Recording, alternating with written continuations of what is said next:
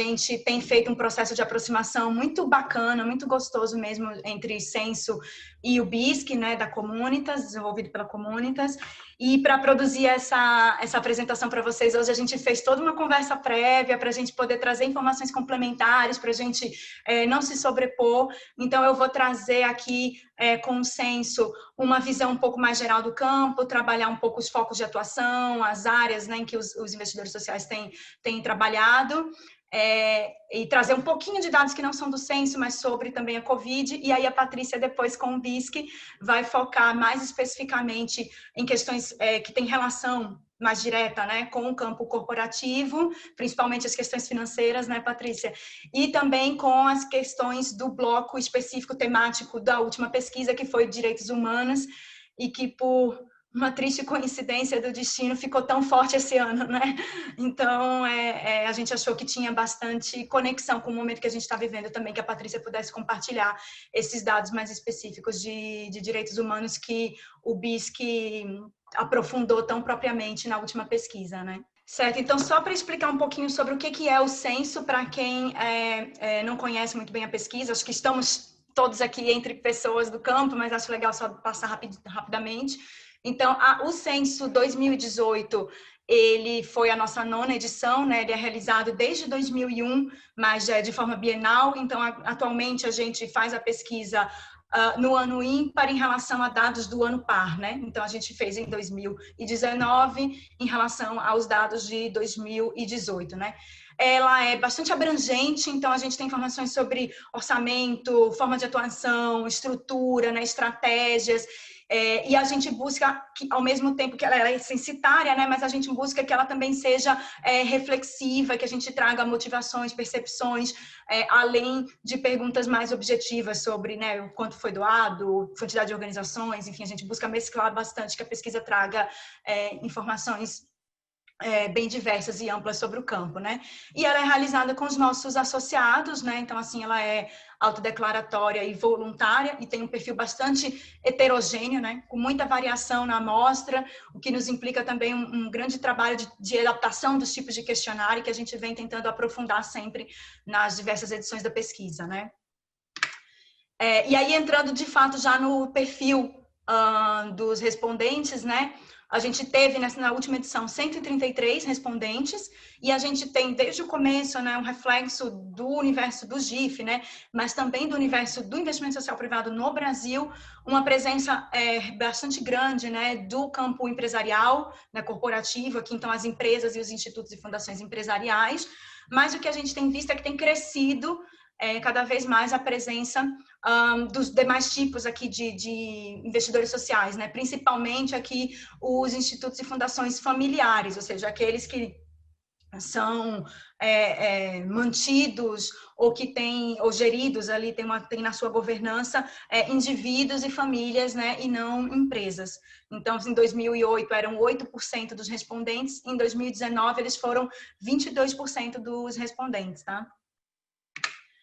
E quanto que esse conjunto de respondentes mobilizou de recursos, né? Qual que foi aqui a evolução do valor total investido? Aqui esse gráfico eu estou trazendo da conexão já do BISC com o Censo.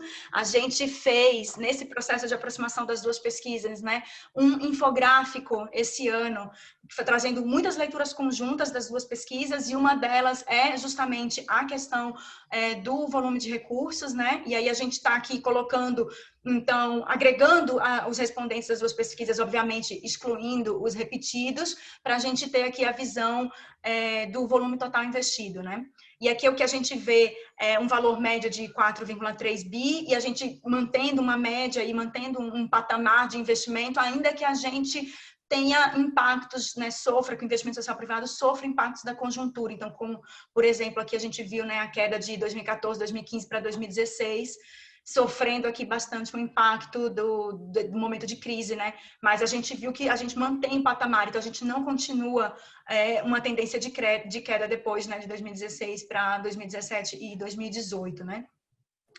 E aqui no cantinho só o valor de 2018 das organizações respondentes somente do censo, né? Então foi 3,2 bi, né? Então aqueles 133 organizações que eu comentei no slide anterior, eles mobilizaram 3,2 bilhões, tá bom? De investimento, né? De recursos, tá?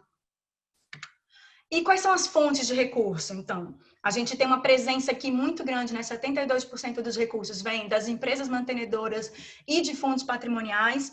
Lógico que essa presença grande das empresas mantenedoras reflete a nossa base, né, de respondentes. Como eu comentei no começo, a gente tem uma presença grande de institutos e fundações empresariais e de empresas, né?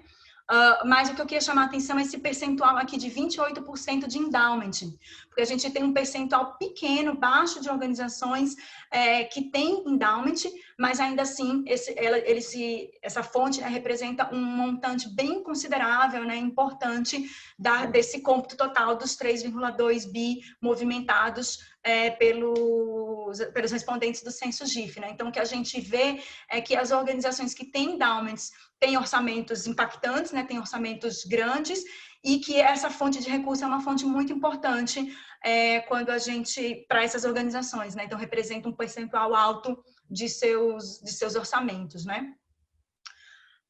E a gente tem aqui, principalmente os institutos e fundações familiares, eles têm maior diversidade, né, de outras fontes, então, de governo, de captação com outros investidores, né, com outras organizações que não mantenedoras ou com pessoa física, tá? Então, aqui acho que é legal chamar a atenção para isso também.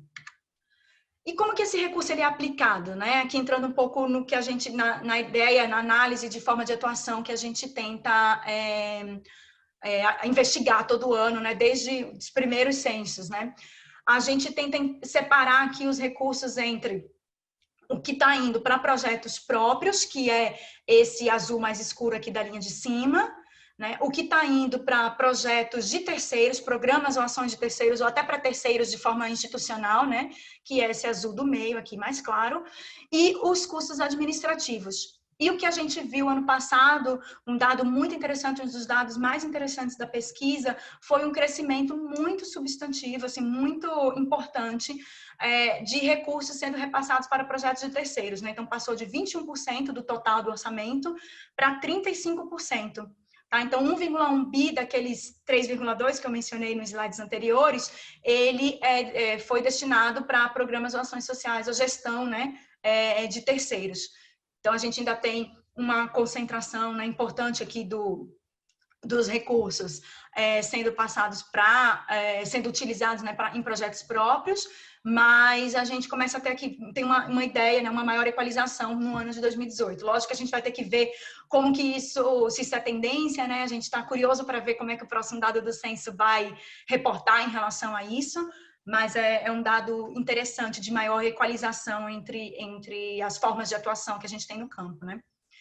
E aí, a partir desse dado de recurso, né, e também a partir de outras perguntas que tentam investigar as estratégias de atuação das organizações, né, dos investidores sociais respondentes do censo, a gente classifica as organizações em executoras, né, de projetos próprios, essencialmente financiadoras, né, de projetos de terceiros, ou de terceiros, né, de forma institucional, como eu disse, ou híbridas, né, organizações que fazem tanto uma coisa quanto a outra.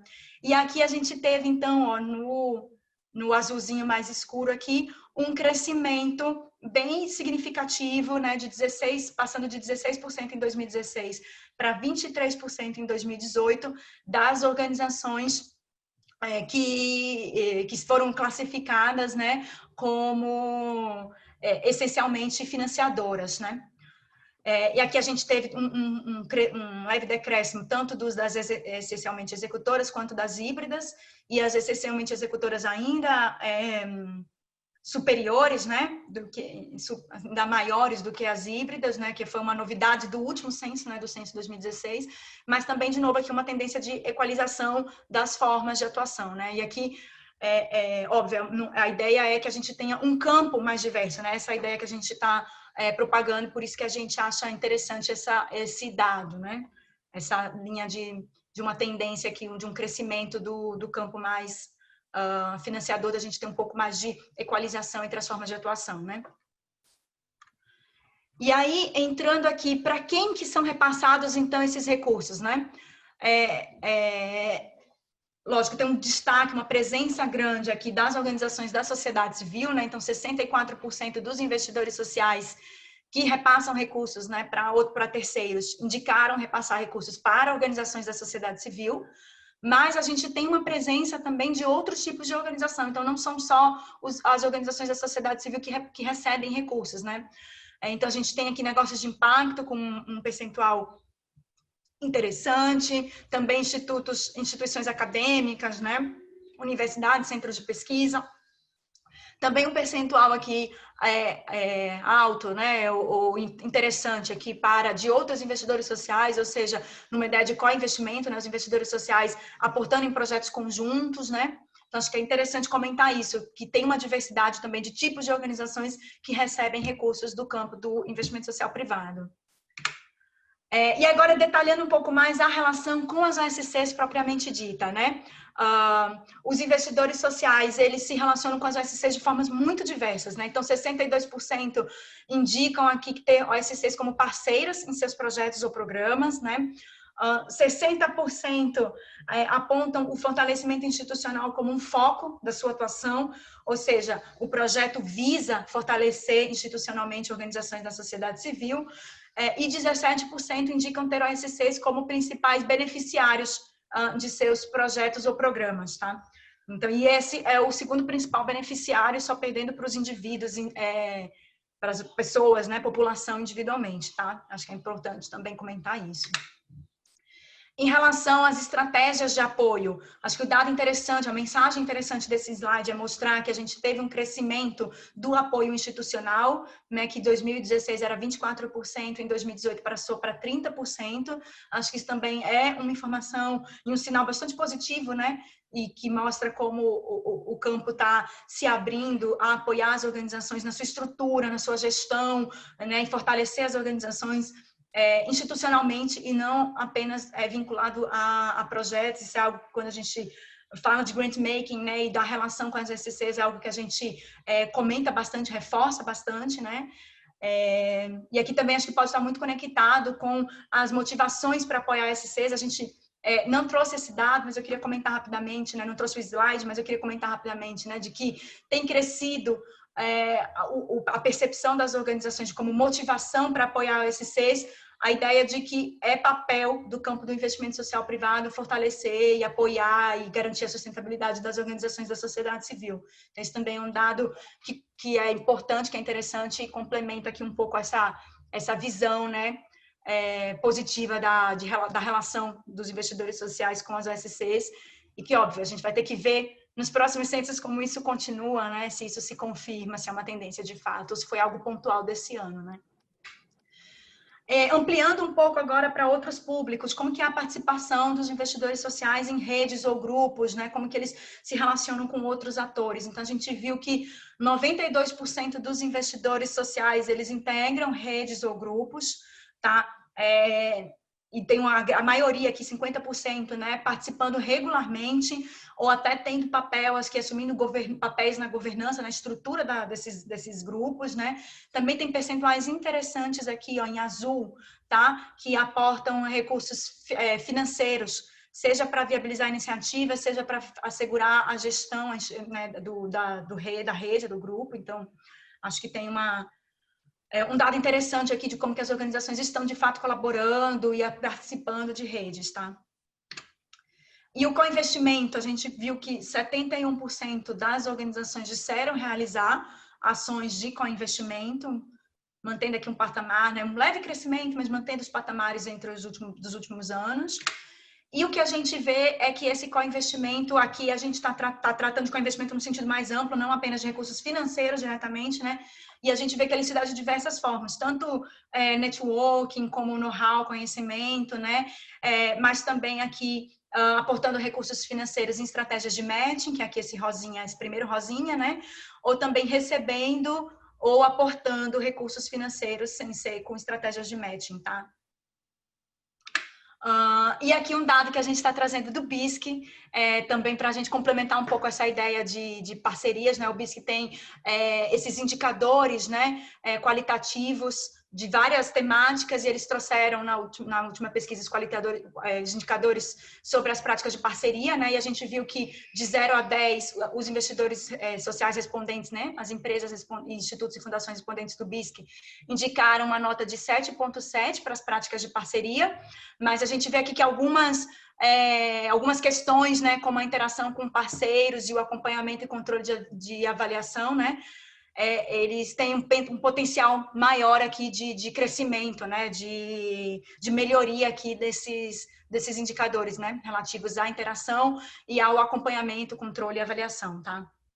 Isso é interessante porque casa também com o que a gente vê, por exemplo, uma das principais dificuldades apontadas na relação com as organizações da sociedade civil é também a ideia de acompanhamento, controle e avaliação. Então, casa bastante com o que a gente vê em outras temáticas, né, na relação com os investidores sociais, com parceiros e com outras organizações de uma forma geral, né? Em relação ao foco dos investidores sociais privados, entrando um pouco mais agora no detalhamento de o que os projetos das organizações tinham como intenção transformar, né, contribuir.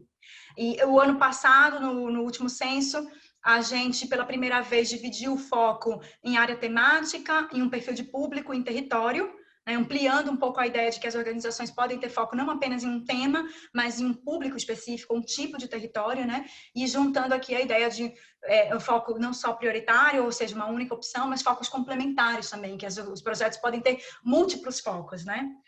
E aí o que a gente viu foi que em relação à área temática, educação continua sendo, né, o principal foco, então 75% das organizações indicaram ter foco de pelo menos um de seus projetos, né, no tema da educação, mas tem aqui bastante destaque também o trabalho, empreendedorismo, geração de renda e cultura, né, cultura e artes, e aqui ó, os 37% do fortalecimento institucional de OSCs, que eu mencionei, 29% do fortalecimento institucional da gestão pública, também chamar a atenção para esse dado para vocês.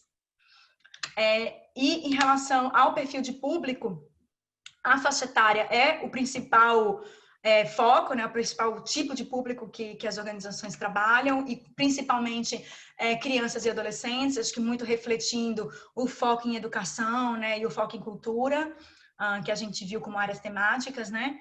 E aqui o que eu queria destacar, de fato, é essa oportunidade de ampliação dos focos em perfis de gênero e raça.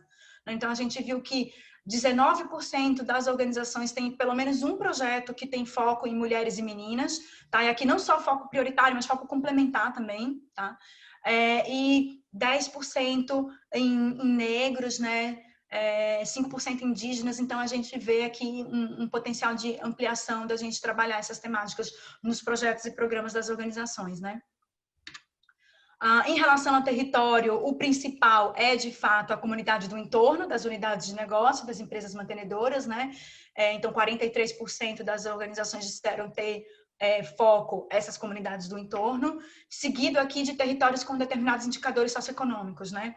Ou com, enfim, territórios com alguma vulnerabilidade socioeconômica aqui, tá? Em relação à abrangência territorial, a gente tem, de fato, uma concentração aqui na região sudeste. Esse dado é o único dado, tá, gente, de toda a apresentação que eu estou trazendo por projeto e não por organizações, tá? Então, aqui a gente tem mapeados os 932 projetos, né, que a gente pôde computar no censo, tá? E a gente tem, de fato, uma concentração na região sudeste, mas a gente tem visto um